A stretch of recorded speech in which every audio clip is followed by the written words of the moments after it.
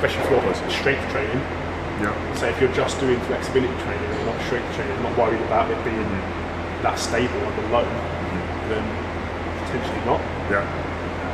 You're always going to tighten it back up again. And then exactly. So it's a constant battle, isn't it? Yeah. So my argument. Wait, what have you got to say actually before I start? We're talking about Selma's. Yeah, so does static stretching reduce DOMS or the delayed onset muscle soreness? I would argue no. It's more like fatigue is more about removing the byproducts of metabolic mechanical stress from the system. It's done better by the skeletal muscle pump, which is when you're moving, not when you're statically stretching. So you need to get aerobic or oxygen into the body. So post-workout, instead of stretching, you'd be better going for a 5-10 minute walk or sitting on the soul bike, actually increasing your blood flow, getting that circulation going and removing those. Would there not be an argument to say, then do your stretching? Yeah. In terms of order of, if you're going to include stretching into it. And in the context of a class, we just don't have that time. I really think it's more important to focus on strength training, because if you're getting the weaker muscle stronger, it's going to help to pull you back into a good position anyway. You do a little bit of mobility, but it's very specific. Learning new movement patterns, getting aerobically fit. Like the classes aren't for learning new ranges of motion and learning new skills.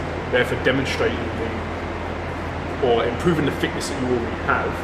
The one-to-one coaching stuff that we do is more about learning new skills, specific development of mobility and flexibility and things like that. Yeah. And we can use our time in the classes, we get you warm, we prepare you, and obviously it's that skill repetition where we can then tweak you and prepare you for the workout, so then during the workout you can be working on that. Whereas the cool down, just doing a few static stretches, then certainly that's going to reduce a bit of tension. So if you do a stretch at the end, you're probably going to relax you. If you're suddenly a bit jacked up from the workout, it's going to chill you out a little bit, but it's not really going to develop your flexibility in the 5-10 minutes we've got. So if you want to work on the flexibility, you need to really, the class needs to be 2 hours long for us to do that. Exactly. So my for stretching is that kind of, I think the main thing is context. So if you have a tight area, so you can't get into a position so you can utilise the muscle the way it should do, i.e. a squat, maybe you lean to one side. So I did an assessment on Emmy the other night, and whenever he squatted or lunged, he just went straight onto his left leg and just dropped onto his right side, so he couldn't control that range of motion.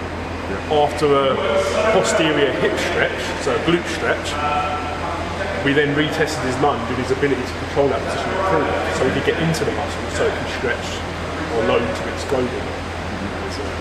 So that's the kind of my arguments for. My arguments against, I suppose, is it's used too generally.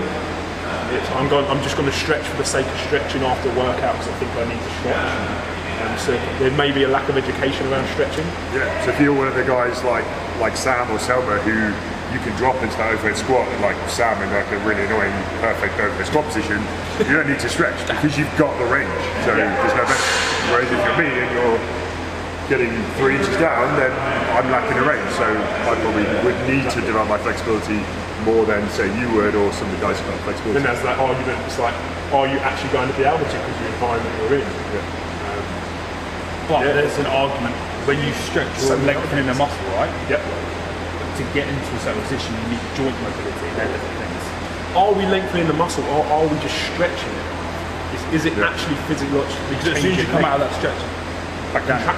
So actually, joint mobility and being in that, might be uncomfortable for you to be in that position, and being in that position, spend time there, it's going to increase your mobility, not your flexibility. So which one are you actually going for? Yeah, it's because if we're looking to change the actual length of muscular tissue, physiologically impossible. Yeah. So if you're unconscious, if you go for an operation and they knock you out with gas, you could get all of your limbs in your range of motion.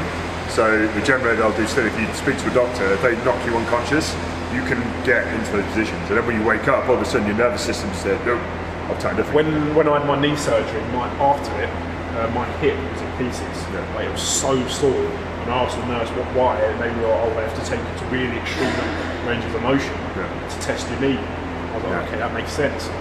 From what they were saying, my knee was pretty much by my ear. So I've got good range of motion, but it's not that good in my hips. That's my argument against. It's very general. It needs to be used specifically, individually, and there's just a lack of education around when and why stretching should be used.